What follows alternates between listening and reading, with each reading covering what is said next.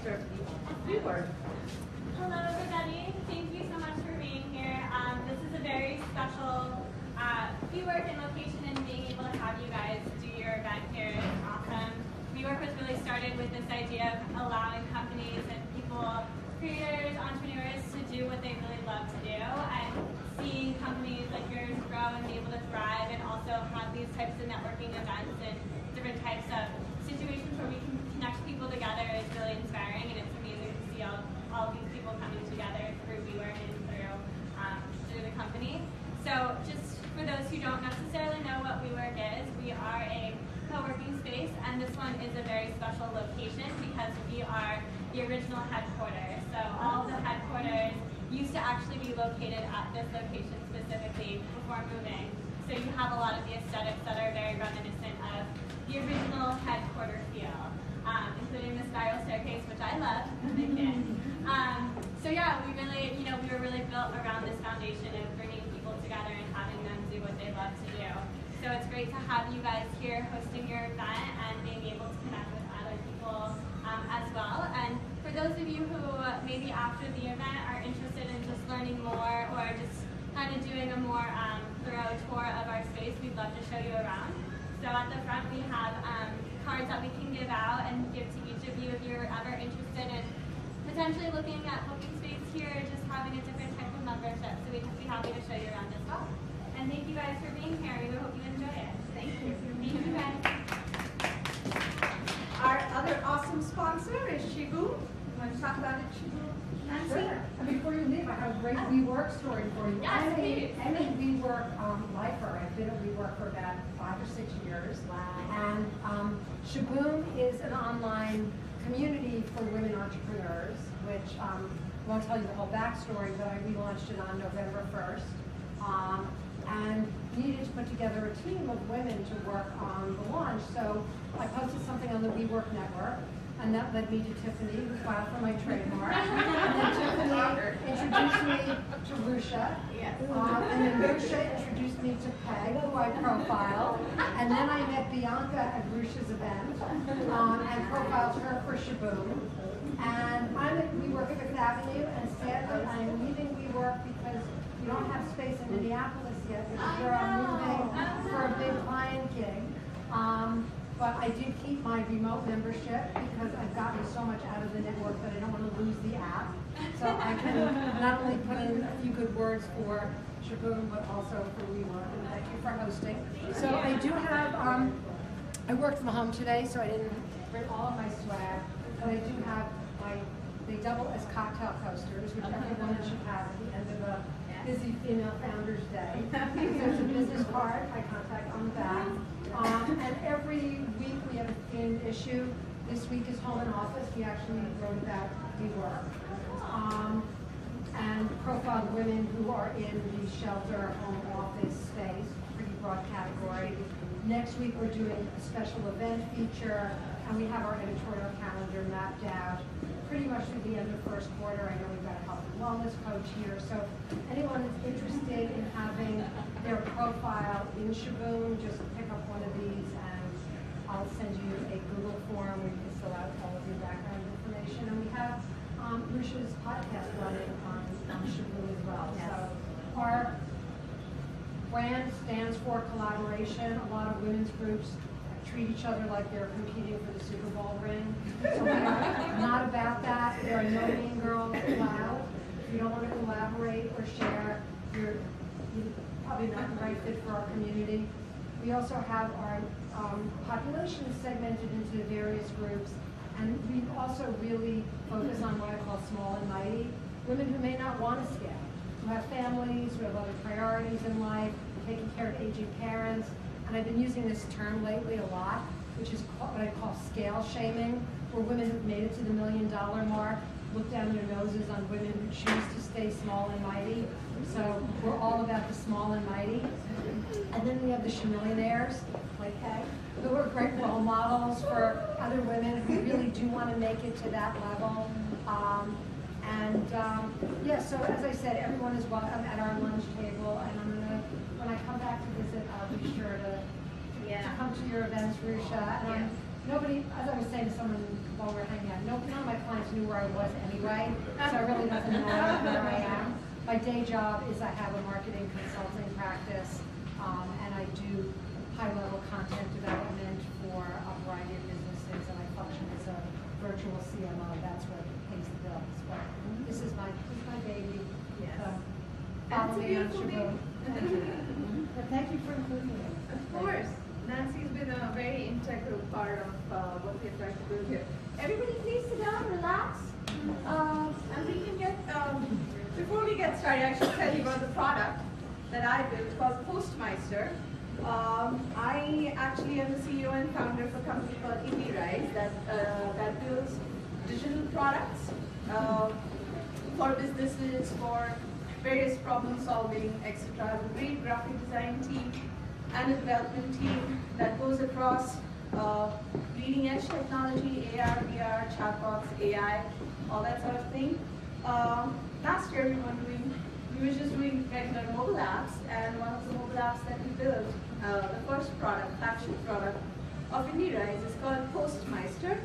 It was born out of my pain at networking events. I had way too many social media sites, and there wasn't like, I was cutting and pasting and copying and hashtagging, and I just lose my speakers, which I hope you won't do today, because there's lots of interesting things they have to say here. So I built an app, right? That's what all geeks do. When they have a problem, they build an app. So I built an app, it's on the App Store. Right now you can connect up to 2 Twitter accounts, 1 Facebook account, 1 Facebook page, 1 Instagram account, and in one shot, post to all these networks. We also have today's events.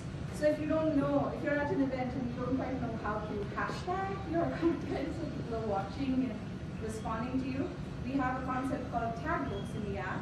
So you just tap on the tag and create your content. All the hashtags, the people tags, the place tags are taken care of in one book. So it's a free app on the iOS App Store. Please try it out. There's setup instructions all over the room, those purple ones, and some hidden swag inside. And for all these powerful women and the men who support powerful women, there are awesome pins over there. Yeah, right there. All the awesome men. So welcome to the Women of Starting Trouble Season 1. Hannah, please have a seat. Hey, you're on the panel.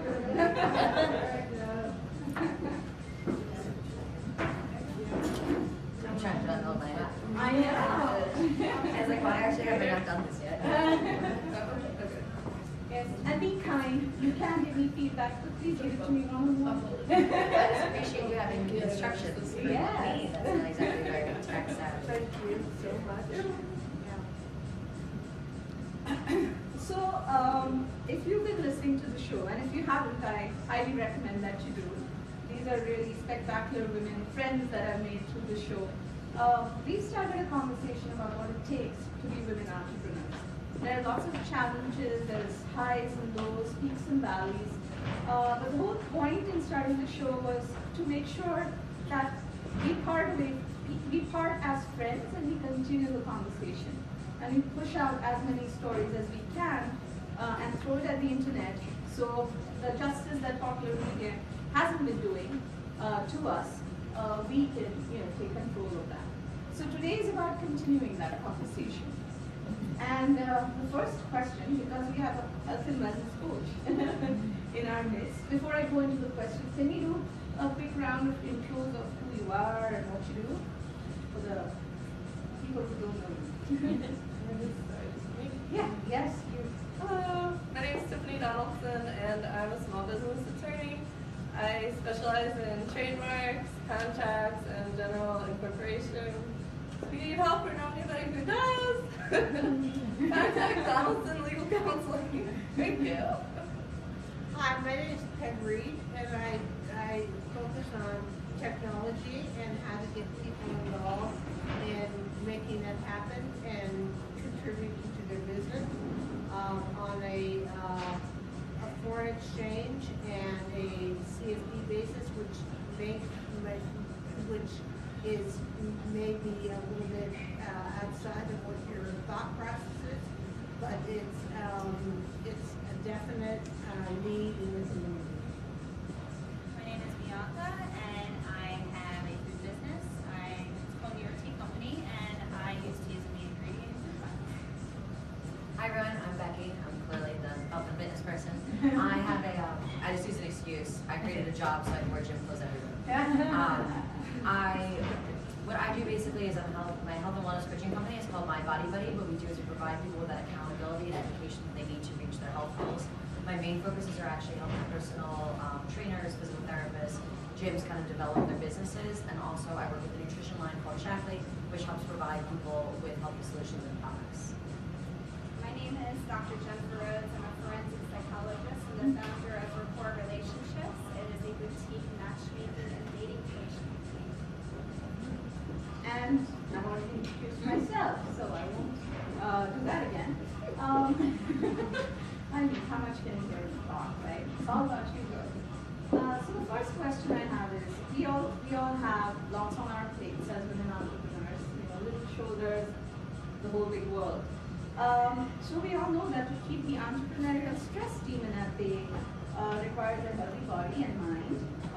And if you're like me, you don't do enough towards that, in order to, keep yourself fit and fine. After all, your company is only as healthy as you, right? So my first question is, and we'll start with Tiffany, and we'll end with you, Becky. Okay, yeah, I won't judge at all. I won't judge your answers. As a busy entrepreneur, how do you incorporate exercise into your daily grind? Okay. So generally I don't, but that's changing. I recommend dating a personal trainer. Yes. So my goal is to go to the gym 3 times a week for at least 45 minutes or something. Wow. And that would be like my New Year's goal, like everyone else. But I think it's very hard because you're literally trading your money for your time at the gym, but it should be worth it. But it's hard, man, because you have a lot of deadlines that you're trying to meet, and so like as women, we like put ourselves last, and we meet the deadline, but then we suffer consequences. You want to go? I do sure. want to go. All right. So I work out every day. I have figured out a way to deal with my stress levels that I can be emotionally present for all of my clients. So I am also a Latin dancer, and I'm on a performance team, and part of my exercise is going out in the evenings and dancing. So I'm foregoing my tango dancing tonight to be here. But I've also figured out a way to incorporate it into the work with my clients so that I found my own personal passion in my business and been able to meld them together so that I don't really have an excuse not to. I think it tends to be a little bit of like the key. One, for not everybody, they're not going to find a way to fit, 2 hours out. And I can understand once again when that kind of takes away from like your business and what that time is. There is something absolutely to be said that one, we need to take care of ourselves first before we can take care of other people. So I think we definitely have a point with that. But it's also finding something that like you enjoy and something that's going to fit into your schedule. It sounds like you've been able to kind of do that, but sometimes the gym is just not going to be able to be like something that's most time effective. But there's other things that I feel like people can fit into their day that's important. I think it kind of comes down to 2 things. One is actually what are those little things that you can fit into your day. I kind of recommend to some of my clients that are like, I'm not going. When you're talking on the phone, stand up, kind of pace around while you're kind of on the phone. Stuff like that will help. Even like all those like little tiny steps kind of really add up to something really kind of great. The second is also, we all have busy lives. We all have other things that we could be doing. We all, once again, a lot of what service-based jobs are, it's all time versus money. That's something that you actually just say, like, I want this. I want this to be a part of my life. Because we can say I'm busy and I'm busy and I'm busy, but the things that we actually do are the things that we want to do. We all have like that thing at the bottom of the pile that like is probably good for our business that we kind of don't want to do. Like me with technology, that's something I don't like doing. So, we kind of prioritize based on really what we like, but if you find something, maybe the gym isn't the best thing that's going to you know, New Year's resolutions people usually keep about the first 19 days. Oh, Yeah. So like this is the busiest time of my year. Now we're really prepping for it, and then everyone calls me on January 19th and is like, "Should I know what to do now?" I'm like, "Great, okay, let's find a better plan for you." So I think kind of working together as a group, when you have that accountability, really kind of makes a difference. But it has to be something that you're going to want to do, and then that fits seamlessly into your schedule. Like you said, then you kind of don't feel guilty, you know, kind of when, because that is your workout. Put that in your day. And it kind of creates so that way you're not losing time from your job, but you still get the rewards of what you're looking for. So it can be done. And I also, I generally am a runner, but due to the weather, I don't generally run outside. But what I want up doing to incorporate exercise into my daily schedule is now I get up at 5 a.m. I start my day a little bit earlier to get that hour of exercise in, because for me, exercising is also tied to my emotions, because for me, always at my outlet for de-stressing has always been running or exercising or kickboxing was a recent one as well. yeah. I really enjoyed that. And swimming is going to be incorporated, and I switch it up and I go, yeah, so 5 a.m.ers. But that's something that you've made work for you. Yes. Right. Some people, I'm gonna get 5 o'clock. You know, it's finding what really works the best for you. You found something that you enjoy. I think some of you have seen me walk around with baseball bats. Oh, I play a lot of I soccer. thought you carried them around. Well, that is how I get a seat. That's how I get seats on the subway. But every once in a while I walk past a place where there's a game. So you find ways to really kind of like fit that in. And like I said, there's plenty of exercises that you guys can do that are even in your own office. So it's really kind of nice to be able to fit those things in. But it's really, but that wanting to do it is really the key part. It's something that you want to do.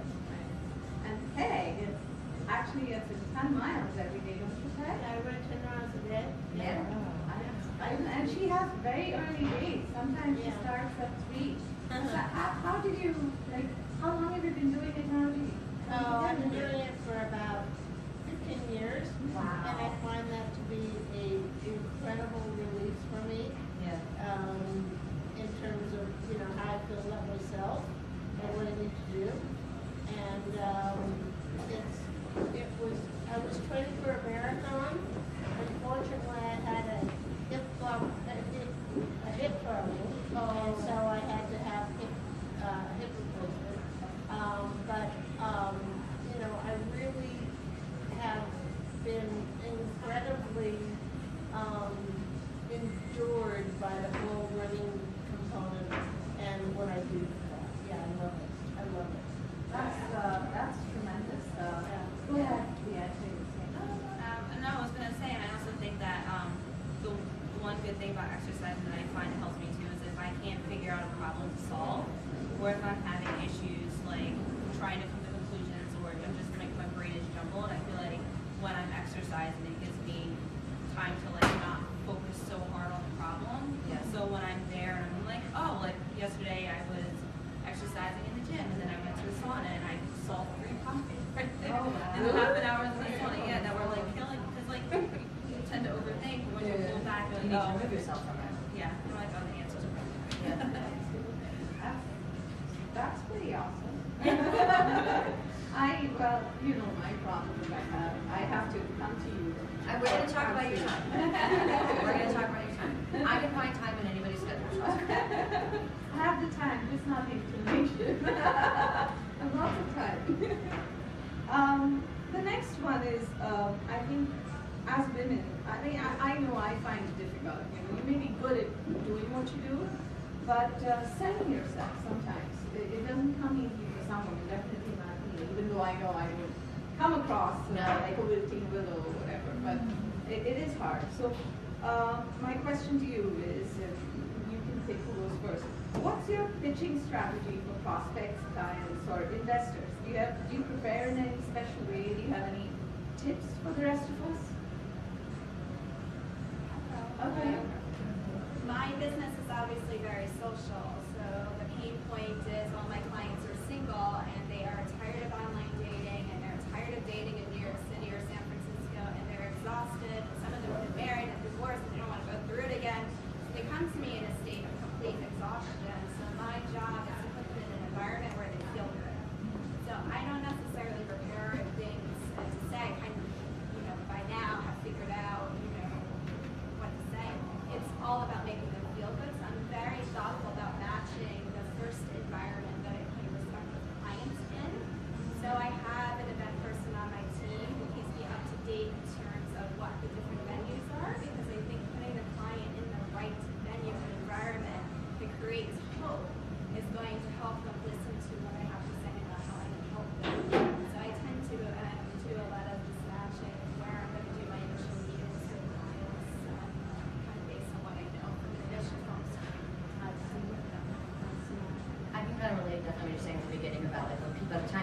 kind of come to you, it's because they're looking for something at that point. So for me, usually the idea is really to listen and learn about what that person's really looking for. Because unless I know that, one, I can't pitch them on anything unless I know how I can actually help them. Okay. How about you, Bianca? Right, and I find the fact that, you know, if you can understand what they want and how you can address that, they can then be incredibly, you know, egregious to what you are trying to achieve. Okay. So, I think that it's really about getting to the point of what they are looking for and how they're looking for it, and then how you address that in terms of making that happen. Right.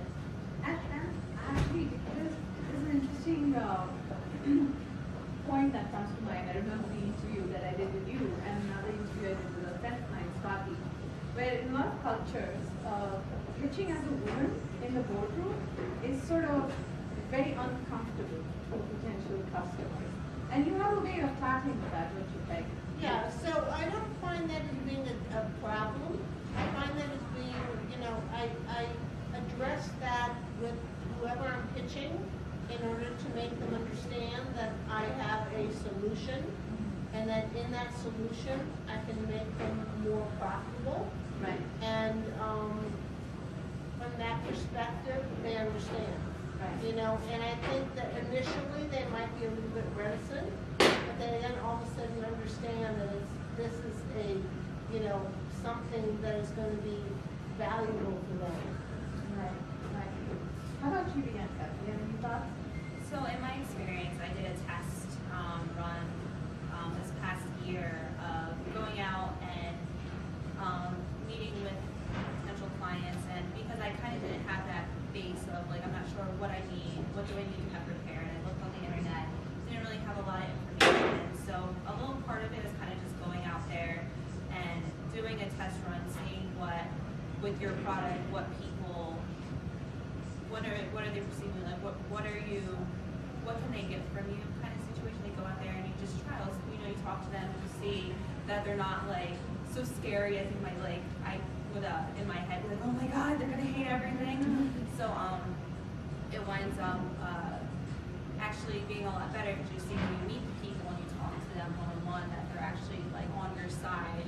They're like, okay, you know, like, oh, I see what you're trying to do. Oh, that sounds really good. Yeah, let's see if we can work this into our situation. If they can, they can, they can, they can. And I think also another big part of it is being surrounded by really great people. Since I started the podcast, I had a chance to meet Tiffany, who's one of like the best advocates ever. And she also helped me realize that, you know, I'm underselling myself. And she's like, oh, I see, your business is like your baby, and you're afraid to like, I'm like, oh, yeah, you're right. And then yesterday I did an event with Becky, and just to see her up there and doing what she's doing and speaking to other people and just kind of just seeing what she was doing was amazing. Like, wow, how can you pitch yourself like that? Like, I need those skills. And then with meeting Rusha and just kind of how she took this whole thing and brought it up, and it was just kind of like she kind of threw it at the wall to see how it would end up. And here we're all here now. It's very receptive. So I think in the end, it's just, even if you're just starting out, you just got to kind of put yourself out there, and people will always surprise you. I feel like they'll be more than what you think they are, or what you're scared of. Yeah. Yeah, so we spent a lot of time talking about this, but I grew up in a family of entrepreneurs that were all men, and so I had a lot of alpha men around me. And then I ended up in a super traditional feminine job as a psychologist, and actually had the reverse, where I was too type A or driven or forward about wanting to, you know, business-wise monetize my practice, and I had to leave my traditional job to go find other entrepreneurs to be able to support me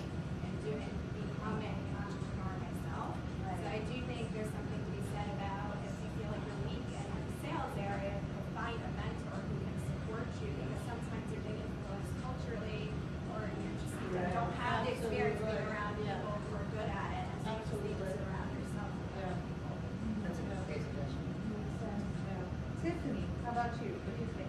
Well, I think there's like two forms of pitching. So you either in a group, like in a networking event where no one knows you, and you're kind of just generally introducing. Yeah. And in that like scenario of pitching, really what I just try to do is let everybody know what I do, and a lot of times you don't have a lot of time. Yeah. And this is one of the things that I'm still trying to work on, because generally I do contracts, trademarks, and incorporation. Yeah. But even that I think overwhelms people. And so like I've been sticking with trademarks, so that when you're in a group and you have like 1 minute and you go through, and I'm like, Tiffany, trademarks, Bianca, cookies, stuff. Because then the people that are interested in trademarks will find you.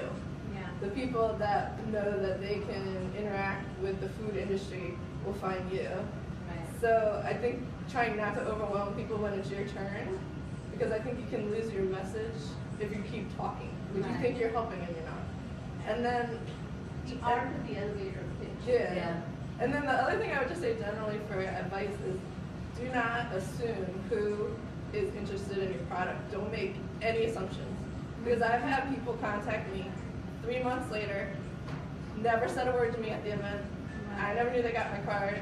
They didn't introduce themselves. And they give me referrals. So it's not necessarily the social person that you need to connect with. It's somebody that needs your product. So just be open to that, and be open to telling people who are in a totally different field than you what you do, and this I learned from like a mentor, what you're looking for. Because people are actually very eager to help you because they want to be helped too. Yeah. And if I say, I'm Tiffany, I do trademarks, do you know anybody who has a small business who might need your, oh, I don't know, now I have a client. Right. But if I didn't ask that, they're like, oh, okay, great. So it's that being upfront, it's going that extra step, and I think that's very hard for women to make that extra step. I think it's just asking, right? Asking. Yeah, which makes you vulnerable, right? So that's a hard step, but it can help your business. So. Right. Makes sense.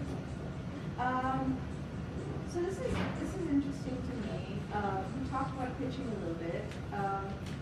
Along those lines, what kind of negotiator are you? You know, every time you go to a customer, they're gonna try and bring the price down. Who doesn't?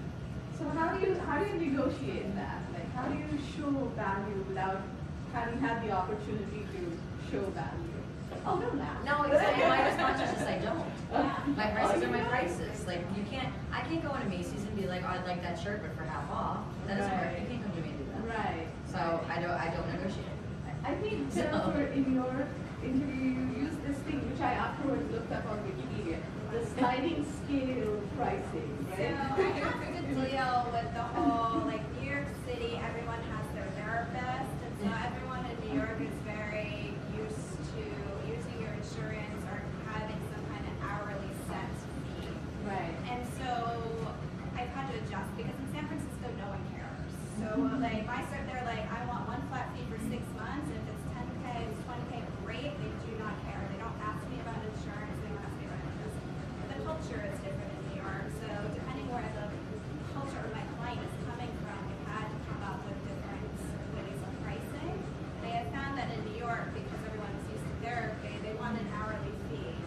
And I have figured out I actually make more money this way. Because they don't know, they're so scared to take a step. We'll start small, but then I charge for everything. If I'm charging you an hourly fee, you get charged for that 15-minute phone call rather than a package. Right. So, you know, but they're happy that way. And, you know, every 3 months I do a check-in of services. And usually the 3-month mark, now that they know me, we have a relationship, then it's the time for, like, an upsell to a bigger package. And they're happy to do that. But there's so much fear in New York that doesn't exist on the West Coast. They're more than happy to try and Industry specific. Right. Yeah, definitely. So you have to, you know, from that perspective, you have to look at that and decide, you know, where you are in your competitors.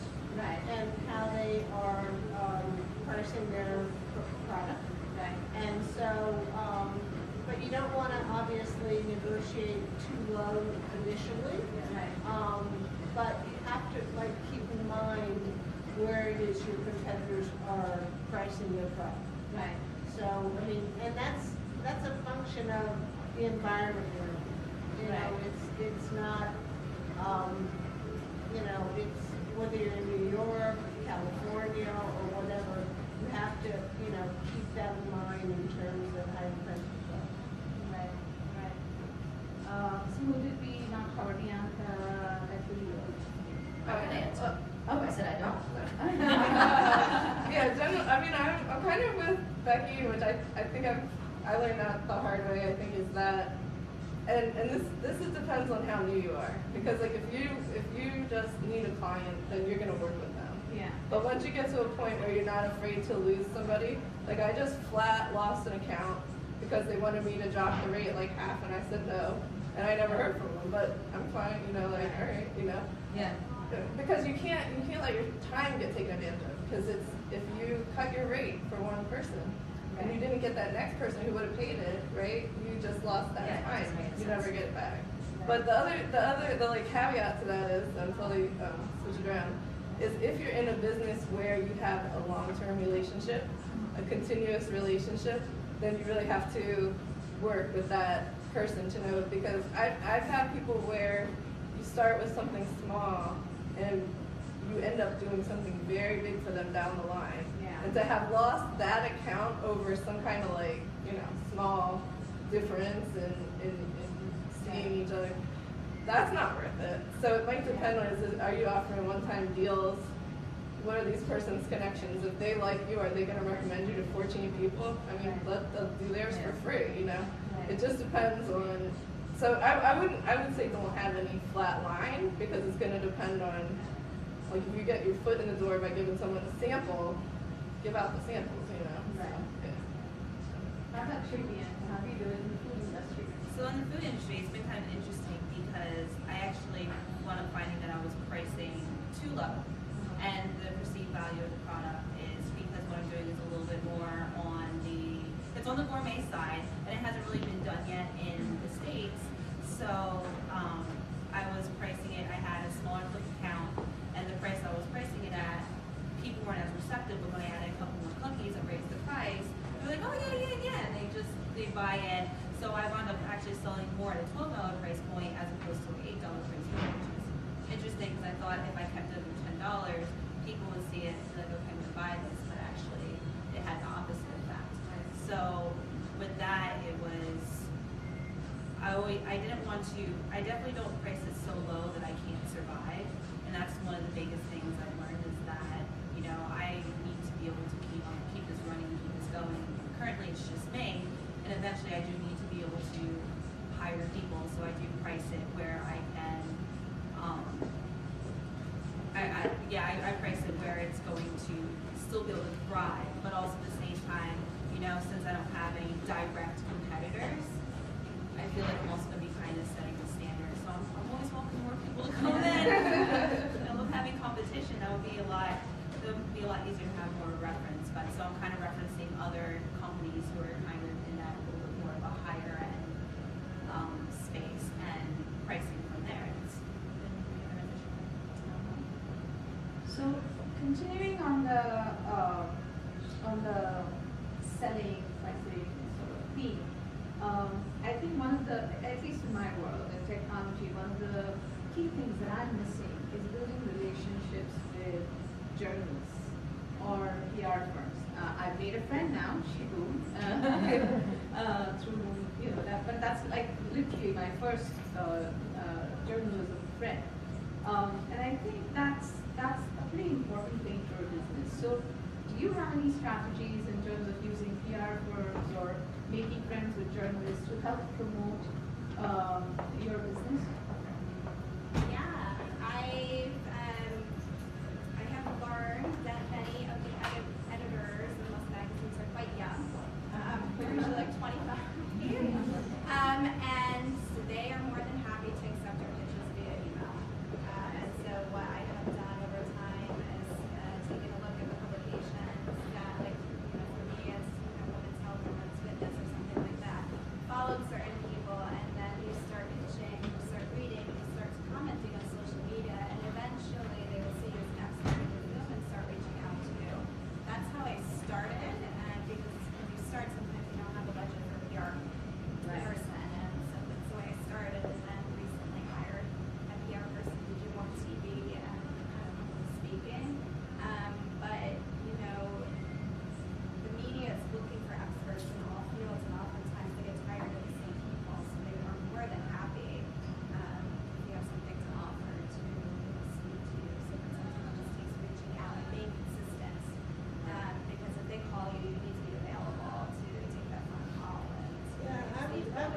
with that. I mean, I find that the media is really willing to listen to you and to take, you know, something you want to present to them.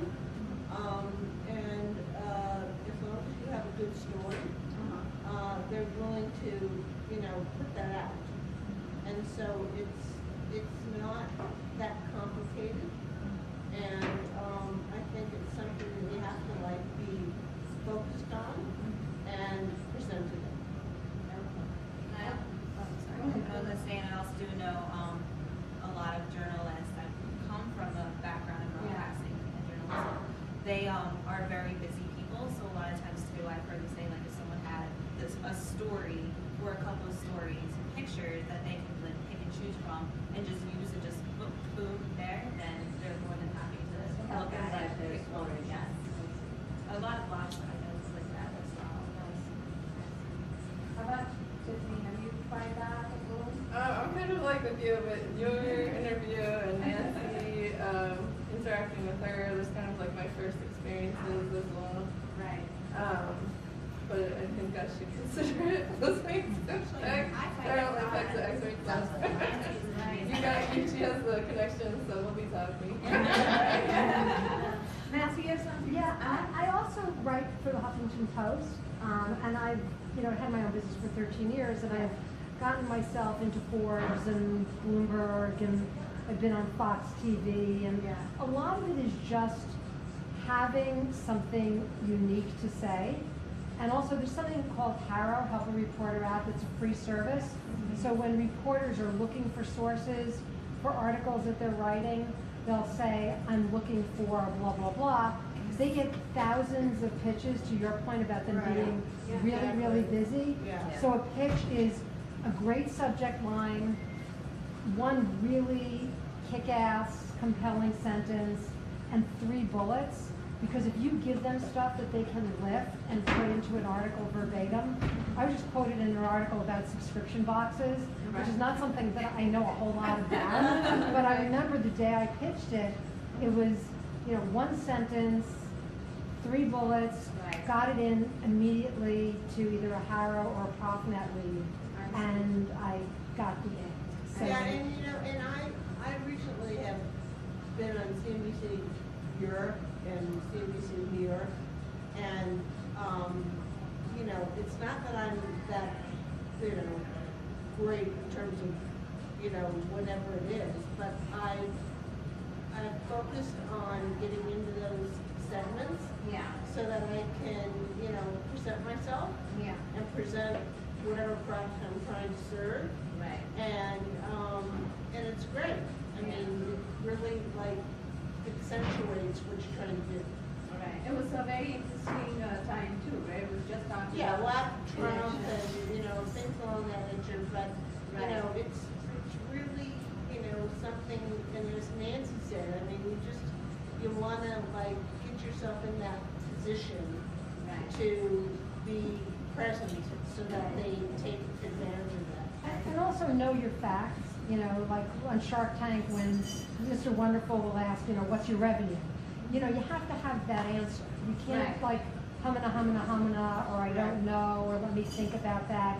Because they'll smoke you out immediately as not, especially if you're looking for business press. So, when I again, as a journalist and also somebody who is always pitching myself and my clients, I've learned this over years. It's just you really have to think like a journalist, know what's going to make it newsworthy, know what makes you different and better from other people in that space, and just be compelling, not be tentative, really.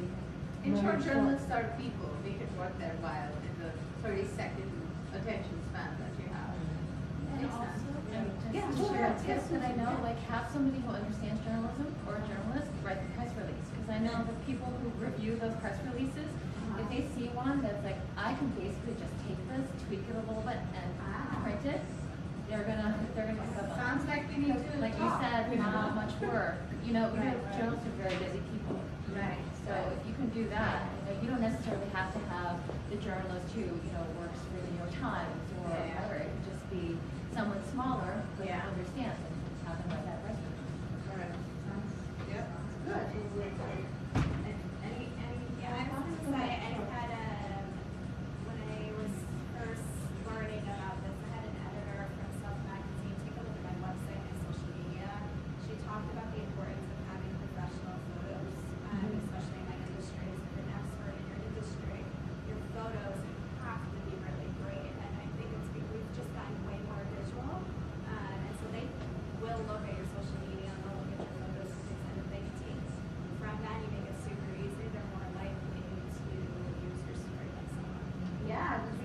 dinged by a friend for my picture on LinkedIn as being overly artistic, I was told.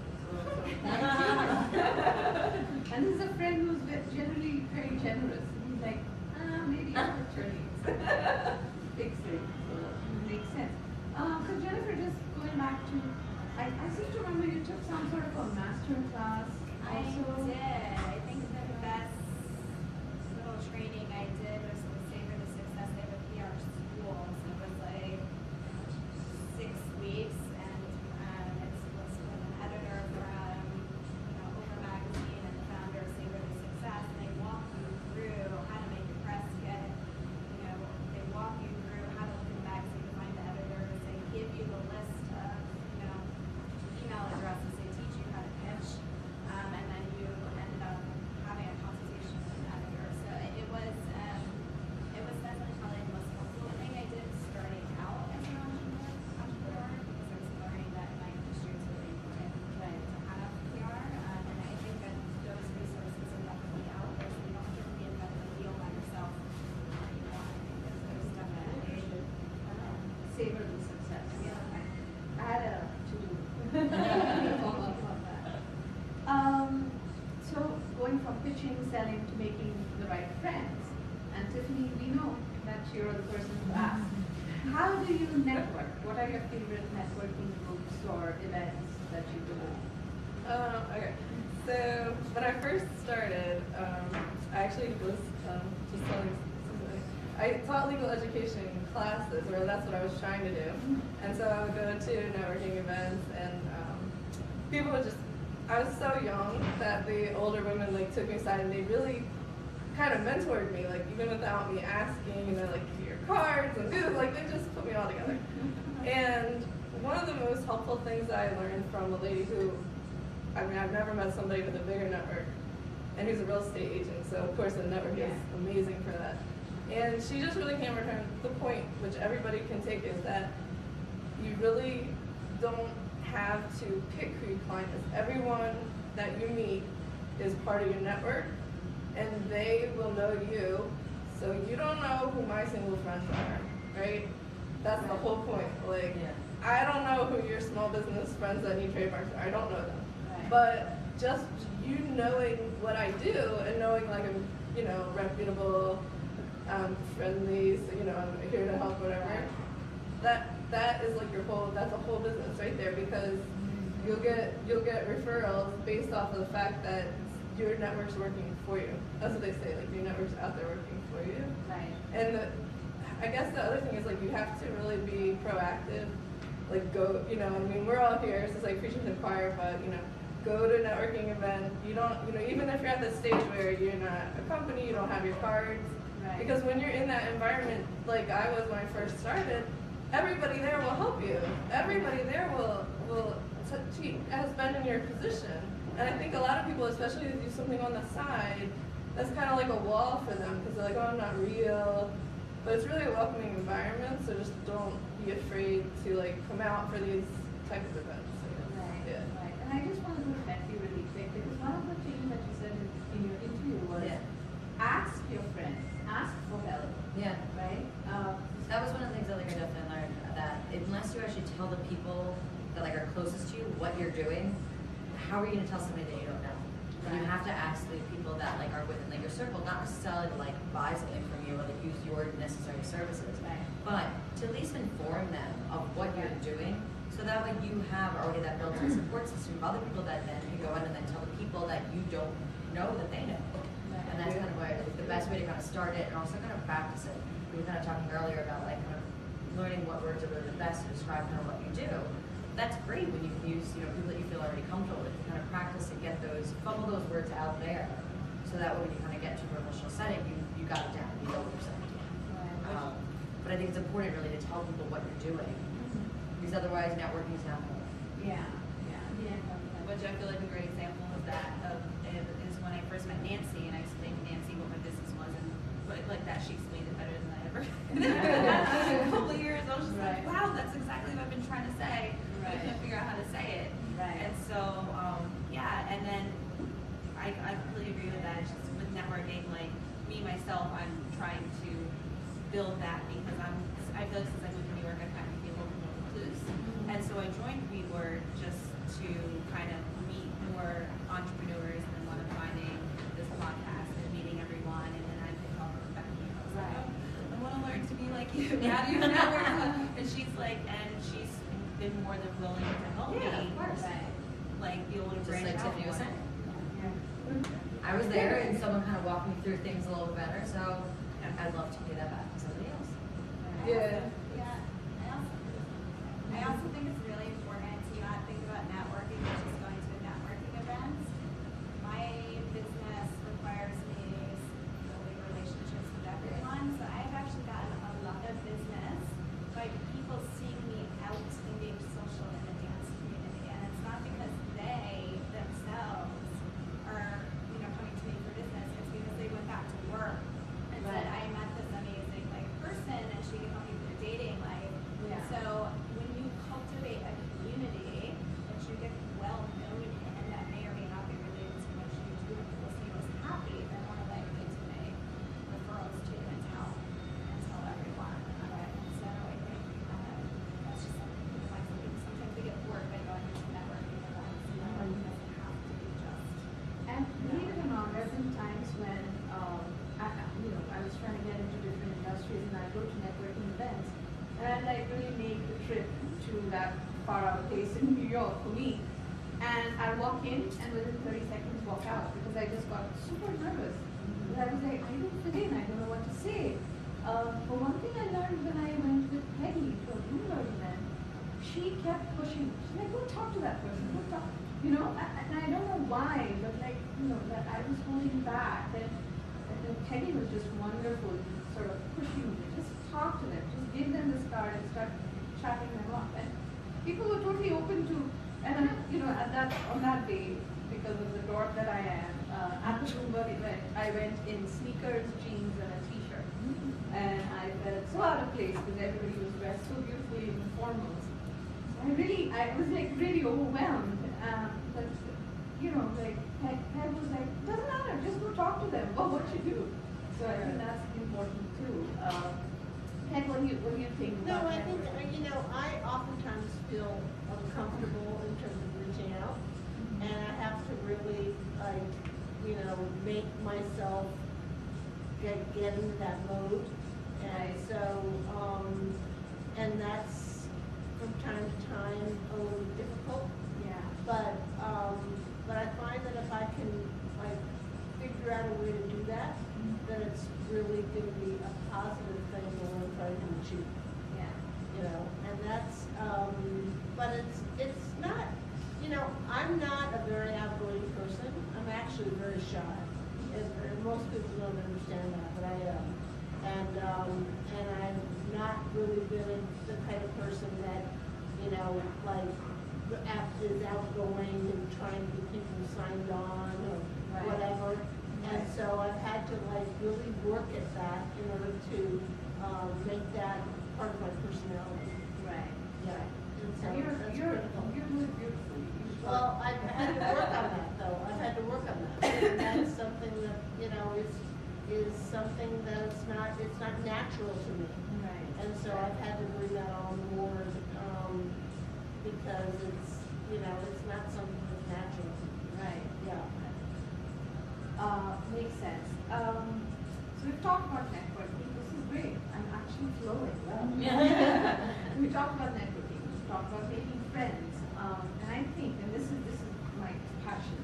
I think in order to, because I've been doing this since the birth of social media, I think social media plays a very important role in reaching more people than just your immediate network. So my question to you is, what is your social media strategy, and has it worked well for you? And what are your thoughts in general about the different platforms? I hate social media. As any entrepreneur, I've been the worst use of it. I'm actually a very private person, and so posting and Instagram and Facebook and getting used to, especially also because I was trained as a forensic psychologist, and you're trained to never post anything in order to protect yourself from attorneys who are going to use your stuff. And so I had to unlearn all of that.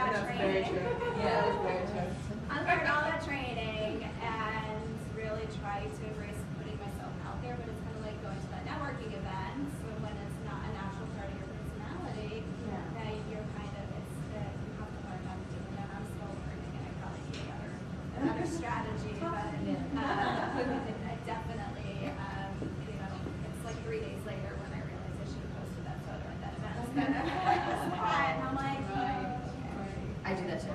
And same thing, like I tend to have like that love-hate kind of relationship with it. For anybody that's kind of in the fitness industry, I feel like it's something that like needs to be used, but I feel like that's something that like go completely different beast through Instagram and Facebook.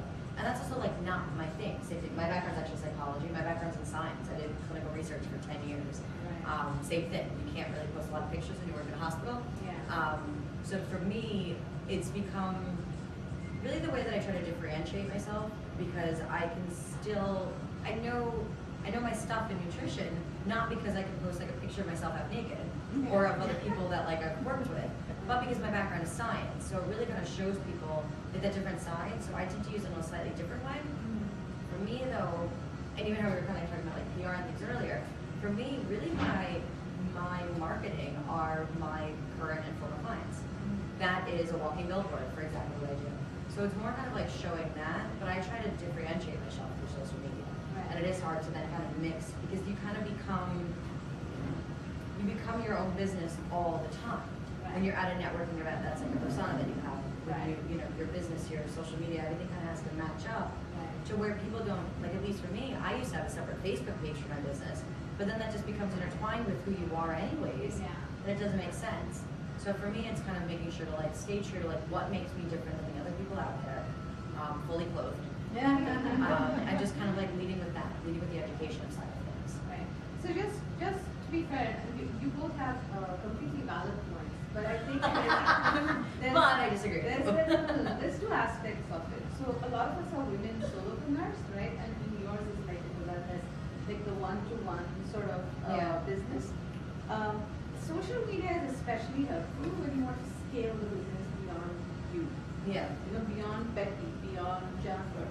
If you have to build up proper relationships, that's where social media is really helpful. And I think in the food industry, especially on the Instagram side, I think you've used it successfully, haven't you? Yeah, so I'm a big Instagrammer. I did try, I'm more of an imagery person as opposed to a words person, so Twitter hasn't worked out so much for me. I tried Pinterest, but Pinterest people don't necessarily want to buy, they just want to know how to make it themselves.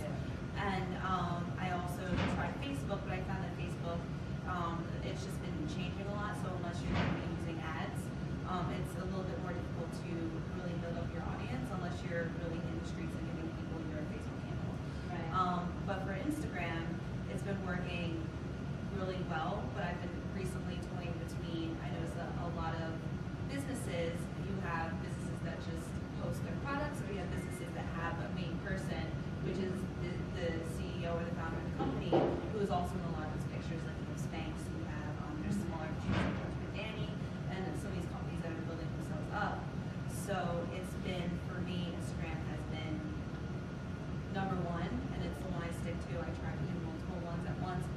And then just sticking with one, and then I'm also starting to try to figure out how to put my face more in it to kind of make it more recognizable, and then also trying to make it more of a kind of like a lifestyle where people can relate to, or like, because right now I have just pictures of products up, but I feel like it's more, people want to see like, oh, what kind of, like people using it, like, oh, like we're at an event today, and this picture of people eating the cookies would be more responsive than say just a picture of cookies. I imagine too, people want to know like, I guess that kind of is applicable to all of our business, like who's kind of behind that?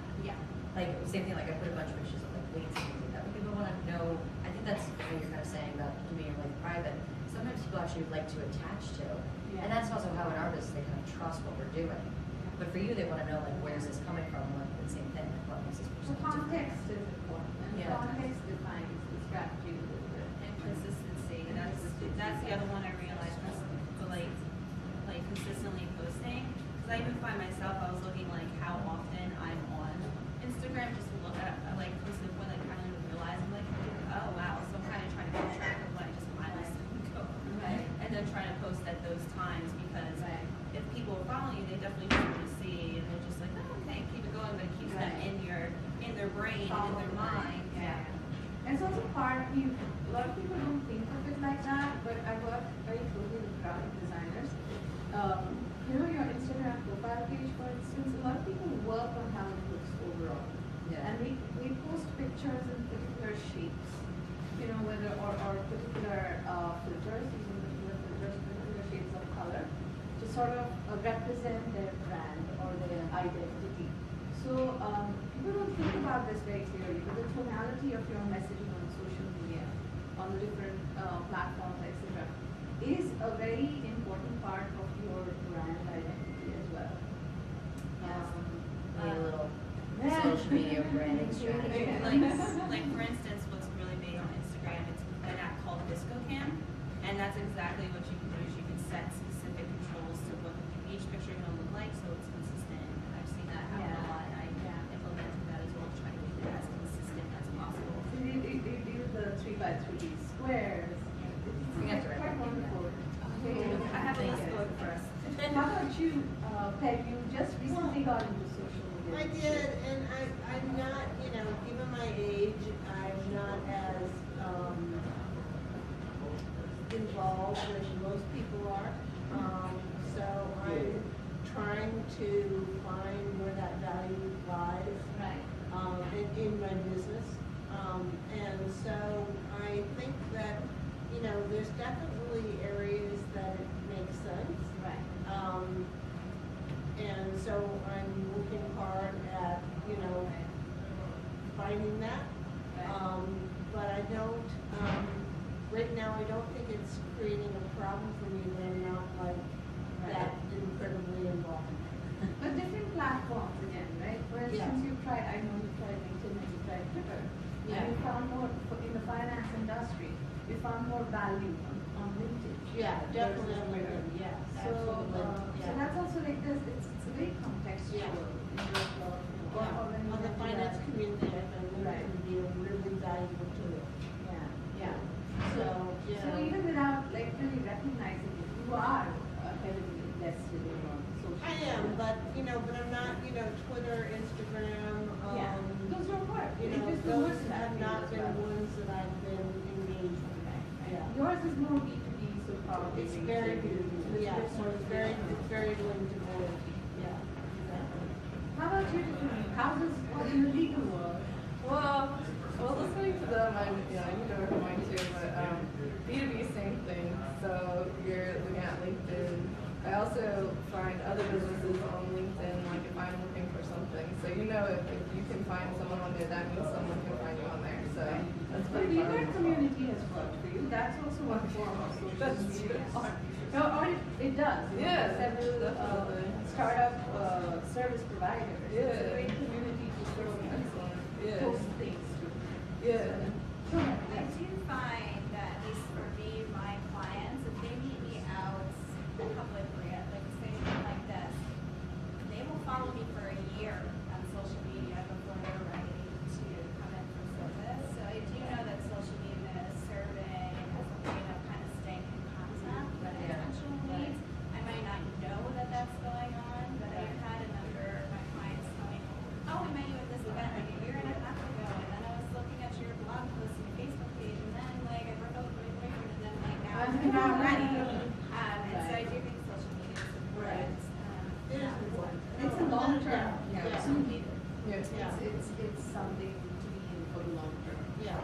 Right. And I think, Go ahead. just to add on to that, I think a lot of people like to stay on the social media while to see, there's a couple of people I follow watch their business evolve, because also like with the consistency, it shows like some business calling their bond in like 6 months. Yeah. Yeah. But like you see, they see that, oh wow. Like, This is a thing. Yeah.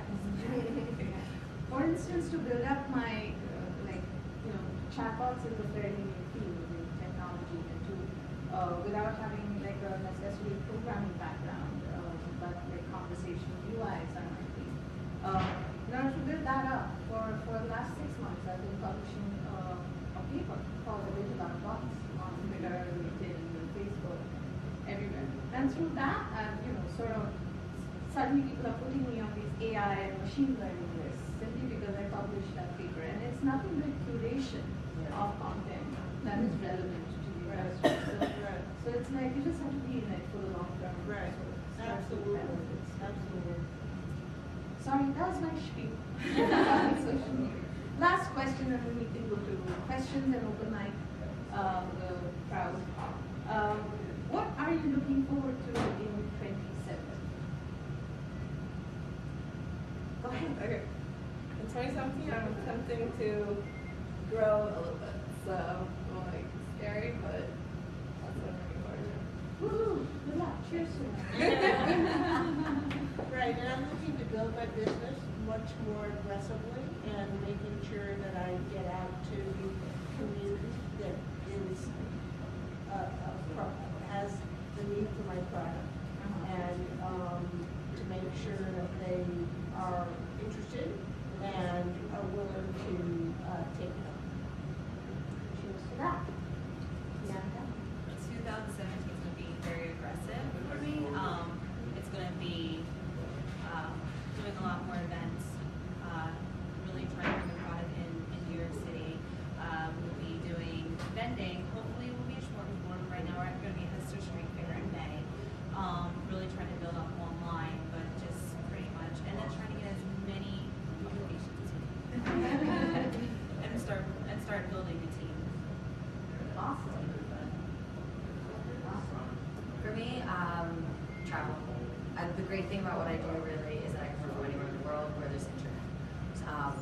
Which is one of the ways that I designed my business for. So this year is really going to be a time that I feel that my business is kind of got to that point where I can kind of leave New York City because not all of my clients are here. I have my largest second stronghold after New York is actually in California. And that's with a bunch of people that I've actually never met. And so I'm going to be able to go out there, a couple other places on the globe where I can still kind of build my business and it'll still be growing, but it's something that I don't have to be in 20-degree weather to do. Good. Yeah, thank you. We had a master plan here. It took a few years to get there. That's right. One place in mind? Yeah. No, one place you're planning to travel. Oh, I actually meant upcoming trip to kick off literally 2017, January 2nd. I'm going to Cuba. So, which I think is I live in the Dominican. We've been salsa dancing. We've been shotting it up for years. We'll have to exchange numbers and kind of go dancing. I'd love to. So 2017 is a growth year for me as well. So I moved to a base in San Francisco to New York a year ago.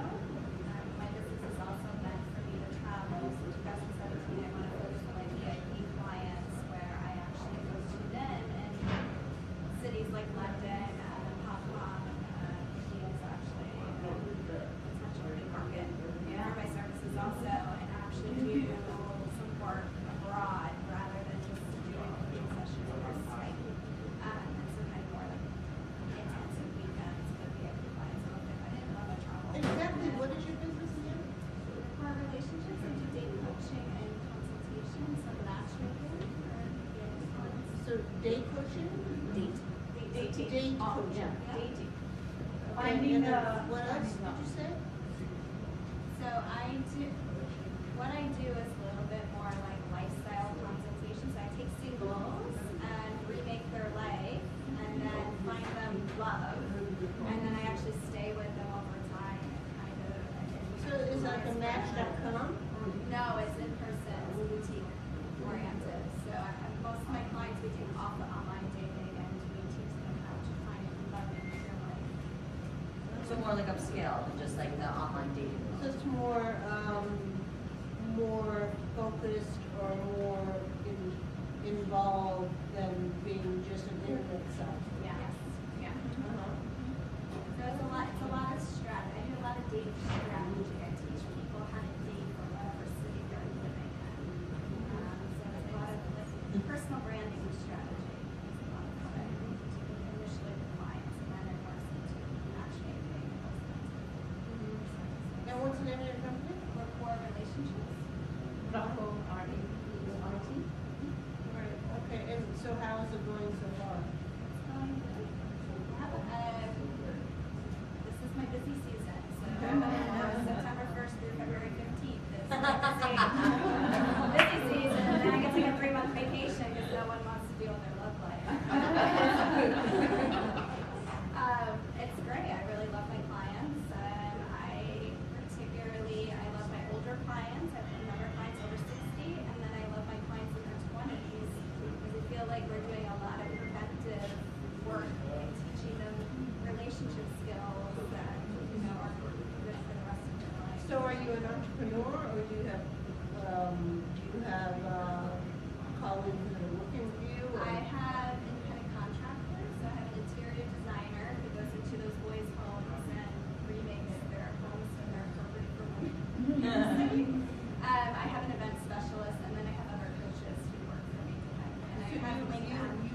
everything yourself. So you have no other partners. That's a lot. Anybody want to hear my plan? Yeah. Well, I hope to have many more events with With you. Nanny Bot, don't you And have the Nanny Nanny Bot Bot, up yes. and running? Yes, I'm building a chatbot for daycare centers and parents. So I'm really excited about that. I hope it gets off the ground in 2017. And another seasonal starting problem. Woo! Anybody? Yes, questions? Question. I would love to say something about your current project, chatbot. If you can please elaborate. Sure. Some companies making really a lot of things. I would love to. Oh, sure. So I'm a mom of a 3-year-old, and I found that with my busy schedule and traveling, meetings, etc., between me and my daycare center, there isn't great communication. I don't get the information when I want it.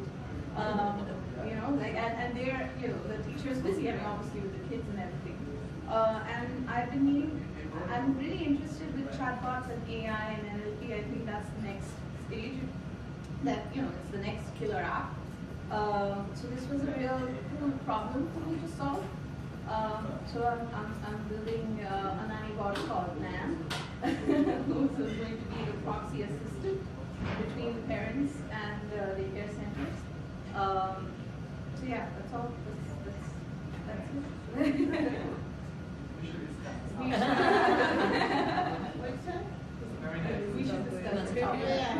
I love that. Interesting.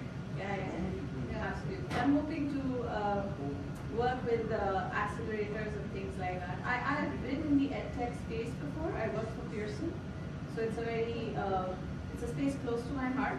But in this preschool age group, there isn't enough good tech.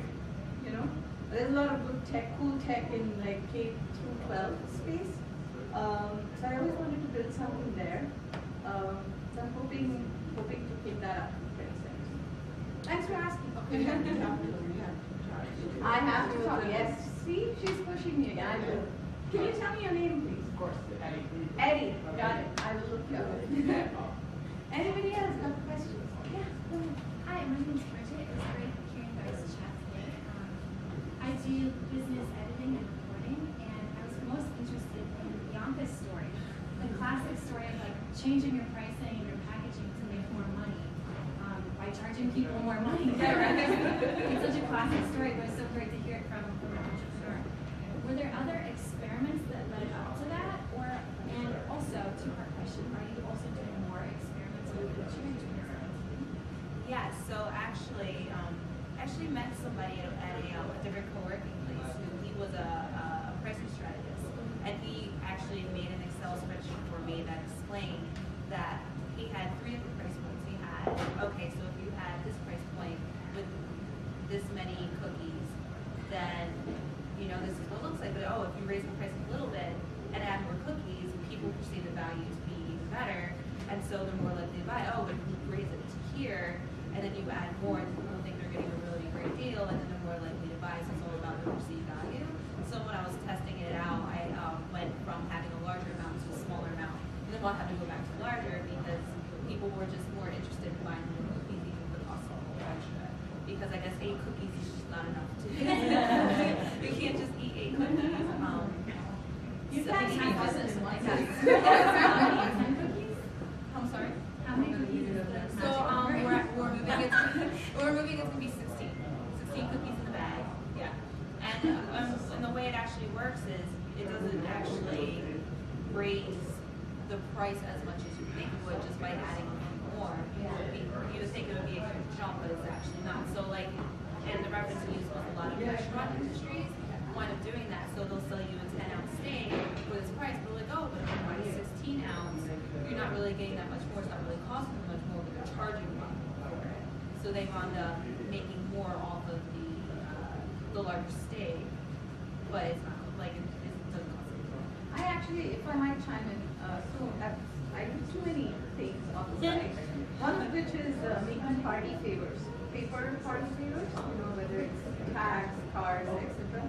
And that's exactly it. I mean, adding like those 2 more to the dozen, the perceived value is immediately so much higher. And while I'm making it, because I've got the template already, the paper is there already. It's not that much to make. I think very interesting that you say that. Yeah, and I was like, oh, maybe if I was like, maybe if I make it less, people will be more likely to buy those. The complete exact opposite of reaction. Right. And then 2017 it's gonna be really good because I have a lot of products in the works. So I'm introducing cookies, but I'm actually looking to make it more of an all-around product where it's gonna be people can use these foods made with tea in their everyday life. They get home with their families, or they can use it for events. Like, so we have a couple, like for instance, one thing I'll be putting out is tea syrups. So you can make cocktails using tea. Wow. Another product that will be coming that I'll be introducing at the Hester Street Fair is, I don't know if you heard of like the nitro coffee bench. So I'm bringing out nitro tea, and I'll be doing matcha and Thai tea, and so because I'm actually lactose intolerant. So the nice thing about this is it makes the tea creamy. Yeah. Like there's milk, but it doesn't actually have milk in it, so it's healthy. Well, yeah, it's healthy because you're not adding all the additives. It makes the tea sweeter. Yeah. But it doesn't. You don't have to. It doesn't have all the additives. So it's healthy. It's She helped me with the matcha tea. It's really good. Matcha tea shots. Brilliant. Alcohol and that. Yeah. Brilliant idea. Yeah. We're like In Brooklyn alone, you would kill. That's what I'm trying to get this market forward. So I'm hoping that'll really bring. But a lot of what I'm doing is testing, because since a lot of the products I'm bringing out, I have a couple of. One of the tough parts about it is that a lot of what I'm doing has never really been. People haven't really tried products. They're like, oh, hibiscus cookie. I've never had that. But they've had hibiscus tea, or they've had chai tea. So it really appeals to the tea drinkers, but it's still kind of, they're a little bit hesitant to try it. They're like, well, I don't know what this is going to taste like. So that's where I have to try to get out more and try to have people taste it more so they can see what it's like. So they're like, oh, okay, this is great. And then the other complicated issue about is matcha is not as integrated into our society as it was when I lived in Japan. So in Japan, you find it everywhere. People love it. They eat like it's great. So I'm trying to find a way to make it more at home for us here, like with the recipes that we eat here, right? Foods that we eat here. So when you see a matcha granola, you're like, well, I know granola. When you see the matcha dark chocolate, you're like, well, I know dark chocolate. Like, I love cookies. I know dark chocolate. Well, this has to be, I can try this. I'm not afraid to try it. So it'll be a lot of experimenting coming out. Some products will work, some products will fail. The proof is in the pudding, so if you haven't tried it yet, you should try them. They're out there. Anyway, yeah, go ahead. Well, first, I have a request. Will someone be compiling like all of the information for everybody? That's for example, what the podcast I'm an is for. Instagram junkie. I want to follow all of you. Yeah. Absolutely. I'll be putting it all up on, and anyway, we have a website for the podcast, startingtrouble.indyrise.se. Every person who's been interviewed, their social media links are on there. But yes, that will be the final Christmas special episode, and we'll put it out there. Okay. And then my question was, I mean, without retreading on the ground that we've already covered, like what's like one challenge or one advantage that you can think of being a woman entrepreneur? So I mean, not to make it like a discriminatory thing, but I'm just wondering, I'm sure there are advantages. Can I go first on Yes. this? If I may. So I'm a mechanical engineer by education. So I went through 4 years of engineering school, being the only girl in my town to go to mechanical engineering school. The nice thing about that is, the downside about that is everybody expected me to be sincere and bookish, but I was not. I flunked classes. I was very active on the stage and things like that. On the other side is people don't expect you to do a lot of things. So for instance, the carpentry job that I had to do in the workshop, my workshop teacher made me do it 3 times. and he was surprised that I did it 3 times. You know, so it's an easier thing. Whereas if there was a boy who was tasked to do it 3 times, it would be very special. So what I've learned from these group of women is to actually take advantage of that. You know, we don't. We should. If people think it's special, take advantage of it and step on that and move further. So that's been nice. Yeah, and I think when you think about women as entrepreneurs, they are able to multitask incredibly well. Yeah. And from that perspective, we have the ability to not only do what we have to do on a day-to-day basis, but also on a more professional basis. And so I think we are highly organized in terms of putting forth the business that we have to put forth in order to make something successful. And I've found that, I've founded internet companies and sold them. And during the .com bubble. Yeah, and I've been involved with, engage with men that think they have all the answers and they don't. And so it's been quite a challenge, but it's also been really rewarding because I see that we're able to put forth, what we're trying to achieve in a really organized way. Yeah.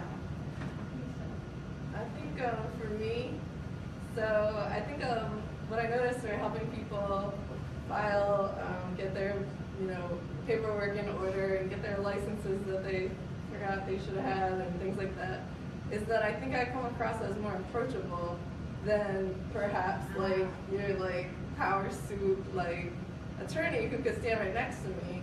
And so to the extent that when people are working on their own company, they get very self-conscious very quickly, I think approachable helps because I'm half, attorney and then half counselor to help because you can't really get your contract together without your direction. Yeah. And so I think, the feminine side helps people feel like they can confide in you and not be so self-conscious. And so I do think that is an asset. I feel like for me, being an entrepreneur, the advantage it has is that I'm not very good at people trying to put limits on me or trying to cast me or put me in a category or place me in specific, what I am. I'm biracial and I grew up where people were always trying to categorize me in some kind of way. And I was just like, no, just me. But so I graduated college right after the recession. So it was a lot of fighting for jobs and just trying to stay in one place. And one thing I wound up realizing was that I was maximum staying at one job 3 years before they either closed, downsized, or it was just it just didn't work out. So I'd have to go to a new company. And it came to the point that I just didn't want to spend the rest of my life only spending 3 years in a company, putting my heart and soul into working and growing it, just to have to leave it and start all over again. And for people to put me into a specific role of saying, oh, this is what I feel like you can do, so this is what you're going to do. Don't talk over me. Don't go over this. Don't do that. Don't do this. Don't do that. And it was just the environment wasn't what I felt like I wanted to dedicate my life to for the next 20, 30, 40 years. And so that's when I was like, I've always been more of a lone wolf, so I'd rather take the chance and go out there and start a business because I feel like I have the drive to do it. And I know I can do it, so I'm going to do it. One of the disadvantages, however, I think, which I find fun, is I've always worked in, well, I guess it's not really disadvantage, I just think it's fun. But I've worked in a lot of industries that have been male-dominated. Specifically in high school, I worked in television, sales, a lot of sales which is male-dominated. And it's always kind of fun to achieve something and then the men get mad at you. And then they're like, oh, well, blah, blah, blah, blah, blah, I can do that. I got a motorcycle license when I was 19. I was like, oh, a motorcycle license. Went, got it, bought my motorcycle. And everyone's like, what? Oh, I can do that. I'm like, oh, I'll do it. Just like, wait, what are we doing? Come on, guys, let's see. So I think sometimes it gets difficult because it does also become very lonely. A lot of people, like I've lost a lot of friends because they're like starting families or they're just like, sorry, I don't have the time to hang out with you and go drink all the time. And so it becomes a little bit more closed, but then it's like, I feel like once you start meeting like a lot of other entrepreneurs, they know exactly what you're going through and relate to that, and you don't feel so like crushed by myself. That makes it. How about you, Becky? Actually, I think the most important thing was actually what Bianca just said about like just being seen as like yourself. I feel like I try to put that out there rather than female male. I'd say the disadvantage would be having to wear a leg band when you go to network events. Oh, really? When I first started doing network events and just like started like throwing that out there and like going to places, I felt more like I was in like a dating pool and I was just like, but wait, like are we talking about like business or like what do you mean what am I doing on Saturday? Like it was very like uncomfortable. That I thought was weird. Also then I feel very placated sometimes where people just assume like, oh, this is the thing that like you're playing right now, not like an actual business. And as you know, like I worked in cancer research for 10 years. I lived overseas and I owned businesses in Spain and Portugal. It takes, I feel like it's with men that I have to explain what I've done before they'll talk to me, when women are just like, oh, you sound fun to talk to, let's do that. So I think women are much more open. That's why I found it so appealing, because I feel we're less judgmental. We have to judge, and we think you're super. Thanks. Okay, that judgment is perfectly fine. Take it. I think right now is an exciting time to be a woman and an entrepreneur. My favorite book that was published this year was by Dr. Tracer on the single women, who talked about single women being the most politically powerful population in the United States right now. And so we really getting there. Because we have, in the United States, we have the luxury of choice. And one of the things that I really do talk to my clients about is you might complain about your options, you might complain about your personal life, you might complain about things, but you have choice in this country that other women all over the world do not have. And so I think it's an incredible opportunity that, you know, that almost any woman now, if she can get there, we can find a way to make it happen. Whereas it was much more difficult years ago to be, head of a entrepreneur, trying to figure out how you manage your work life and your personal life. Having said that, I do think that my thing that I have struggled with is I look a lot younger than I actually am. And one of the reasons why I moved away from my forensic psychology career is because the attorneys would not hire me because I didn't have enough gray hair to do what I was doing. And so there's still a little bit, you know, there's in every industry there's still kind of the always club, and forensic psychology is definitely one of those clubs, and I chose not to play it right now and to capitalize off of, you know, kind of who I am and my assets and use my skills differently and go back to that in like, you know, 20, 30 years. But, you know, going through that when you are really passionate about what you went to school for and things like that, having to figure out your path can be a challenge. And I think this is exactly what Story Club is about, if you will. We need to create these stories out there. We need to stop talking about, sorry, but you know, I mean, that's not the only thing related to women, sexual abuse, gender inequality, pay parity. These are not the only things that are associated with us.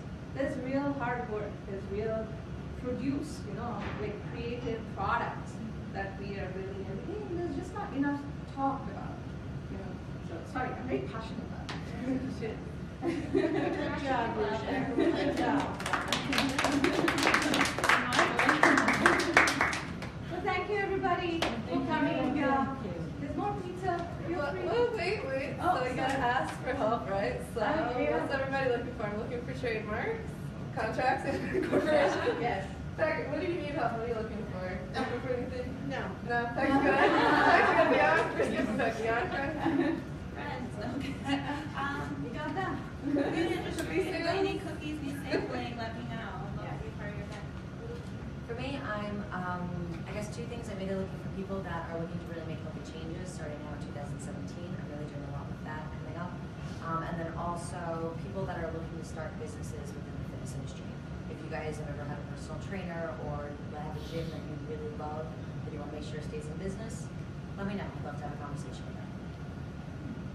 I'm looking for single men between 25 and 40.